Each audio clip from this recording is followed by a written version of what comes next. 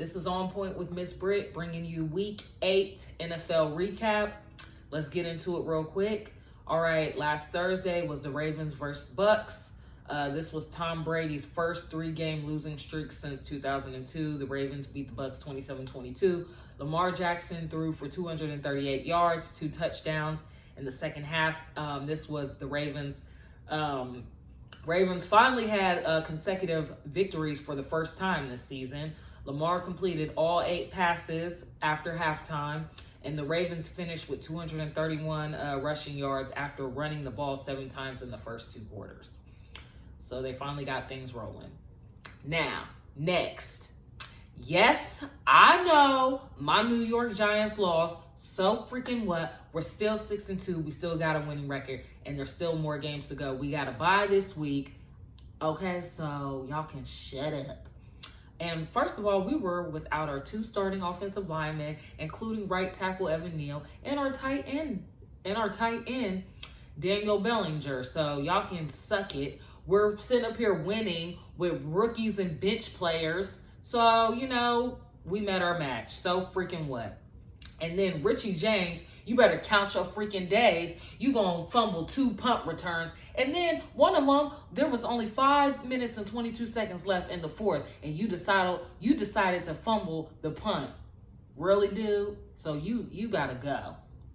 And anyway, Saquon Barkley, he had a season low of 53 yards and 20 carries. Seattle's Tyler Lockett had a 33-yard touchdown pass, and Kenneth Walker III had a 16-yard touchdown run to seal their win. So yeah, we lost to Seattle 13-27. And since when did Geno Smith get good? Where he come from? Because when he was on our team, he ain't really do nothing, and all of a sudden he doing well. So Geno Smith, he finished 23-34, 212 yards and 2 touchdowns. Moving on. And we will be back, and y'all will be hearing my mouth. All right, Cowboys versus Bears. Cowboys beat the Bears 49-29. Dak Prescott threw for 2 touchdowns and ran for another. Tony Pollard, he was 131 yards, 3 touchdowns. Ezekiel Elliott, he was sidelined with a right knee injury. And now they're saying that Tony Pollard, he should probably start. Just saying. Justin Fields, he tried to rally the Bears back within 5 after trailing 28-7, but then they fell into more mishaps, fumbles, and they lost the momentum. So they lost. All right. So Falcons versus Panthers, and all I'm going to say is Panthers DJ Moore. He had a 62-yard touchdown with 12 seconds left to tie the game. After the touchdown, he rips his helmet off, and he gets an unsportsmanlike conduct penalty, which moved the kicker back to kick, and he missed. So they went into overtime. And guess what happened in overtime? Their kicker, Eddie Pinheiro, he missed again after the Panthers defense got an interception. He missed again to win the game. So then Atlanta turned around and kicked the field goal and won 37-34 in overtime. So DJ Moore, he saved them and got them in the game, and it just started a bad chain reaction because that penalty pushed them back. He ended up kicking a field goal and missed, and he still, I guess, was ruffled up from that because he missed the dang on field goal kick in overtime, and they still lost. All right, the Eagles versus Steelers. There wasn't really much to say because the Steelers, they just didn't even do anything.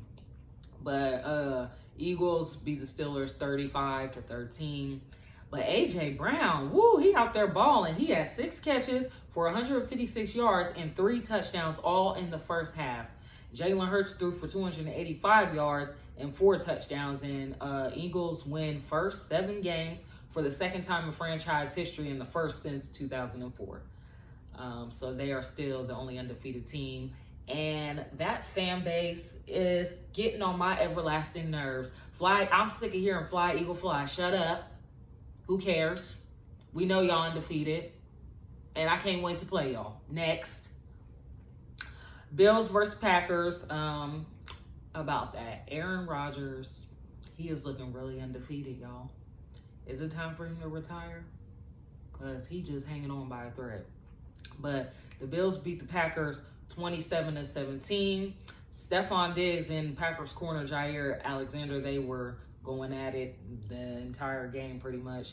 Diggs, he had 6 catches for 108 yards, including a 26-yard touchdown catch. This was the Packers' worst start in 8 games this season. Josh Allen finished 13 for 25, 218 yards, and 2 touchdowns, 2 interceptions. Aaron Rodgers, he finished 19 for 30, 203 yards, and 2 touchdowns and an interception. And the Packers, they were missing Lazard, Randall Cobb, and Christian Watson due to injuries. On Monday, we had the Browns versus Bengals, and I am so disappointed in the Bengals. I thought y'all was going to try harder. And at this point, I'm like, dang, the Browns own Joe. For some reason, he just can't beat them. So the Browns won 32-13. Nick Chubb rushed for 2 touchdowns. The Browns defense sacked Burrow 5 times and held Bengals to 229 total yards, 100 yards in the first half.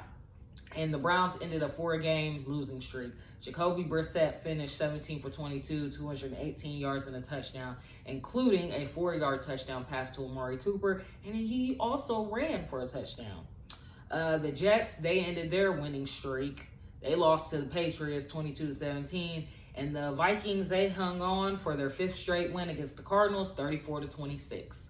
So that's the recap I have for you this week. And I will see y'all next week. And let me know y'all's favorite moments. And I'm out.